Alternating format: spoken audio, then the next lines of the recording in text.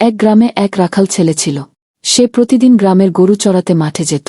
গ্রামের অন্যরা তাকে সতর্ক করেছিল, মাঠের আশেপাশে নাকি বাঘ আছে। রাখাল ছেলে গ্রামের লোকদের কথা বিশ্বাস করেনি এবং একদিন সে মজা করার জন্য চিৎকার করতে লাগল, বাঘ এসেছে, বাঘ এসেছে। গ্রামের লোকেরা তার চিৎকার শুনে দৌড়ে এলো, কিন্তু এসে দেখল কোনো বাঘ নেই। রাখাল ছেলে হাসতে লাগল এবং বলল যে সে তাদের বোকা বানিয়েছে। গ্রামের লোকেরা বিরক্ত হয়ে ফিরে গেল।